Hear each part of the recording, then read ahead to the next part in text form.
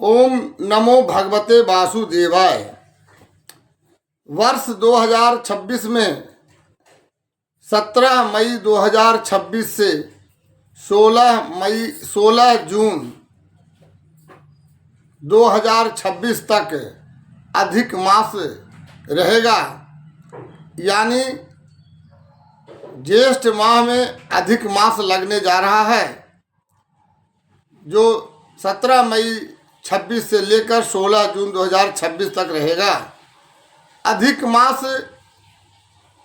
की विशिष्ट जानकारी यह है कि यदा कदा जब किसी तिथि में अधिक या क्षय होने का जो समय बीतता है, जैसे कभी कभी ऐसा सुनने को मिलता है, ऐसा प्रायः होता है कि पंचमी तिथि के बाद षष्ठी तिथि लोप है। हालांकि ऐसा कभी होता नहीं है कि पंचमी के बाद षष्ठी हो ही नहीं और सप्तमी हो, बल्कि जिस तिथि में सूर्योदय नहीं होता है वह तिथि गुप्त हो जाता है, उसका क्रम में अंक उजागर नहीं किया जाता है। इस प्रकार तिथि के घट बढ़ होने के कारण से 2.5 वर्ष बीतने के बाद 1 माह अधिक हो जाता है। जिस महीने में 1 माह अधिक होने का गणना आता है, उस माह में अधिक मास हो जाता है। इसी प्रकार वर्ष 2026 में ज्येष्ठ माह में अधिक मास होने जा रहा है, जिसे मालमास भी कहते हैं।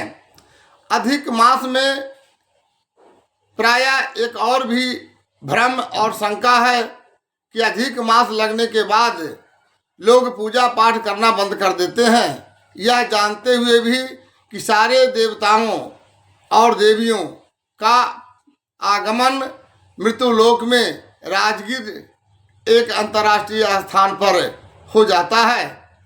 भ्रम यह है कि सारे देवी देवताओं को अधिक मास में राजगीर पहुंच जाने के कारण जो पूजा पाठ बंद करने की मन की शंका होती है और ये धार्मिक अवहेलना किया जाता है पूजा पाठ नहीं करने का, यह बिल्कुल भ्रम है, शंका है।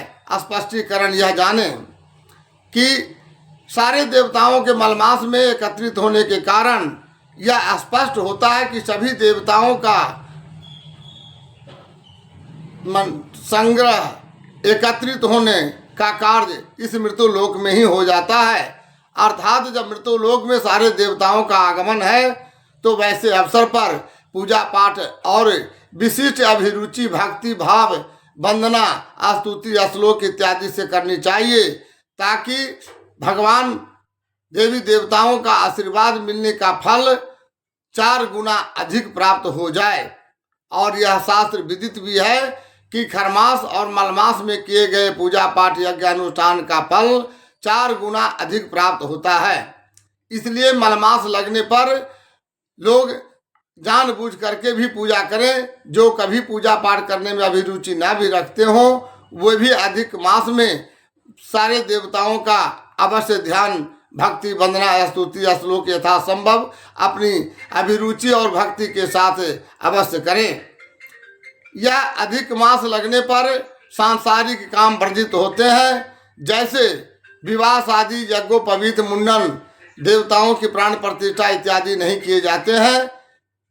परंतु यह ध्यान रहे कि अधिक मास लगने के बाद कोई भी नया व्रत करना वर्जित होने का भी एक शंका है, लेकिन इसके विशिष्ट जानकारी अत्यंत अद्भुत जानकारी यह है कि मलमास लगने के बाद यदि उसी वर्ष में 1 दिन भी विवाह का अगर लग्न होता है तो मलमास लगने के बावजूद भी किसी प्रकार का नया व्रत इत्यादि अनुष्ठान करने में कोई दोष नहीं होता है।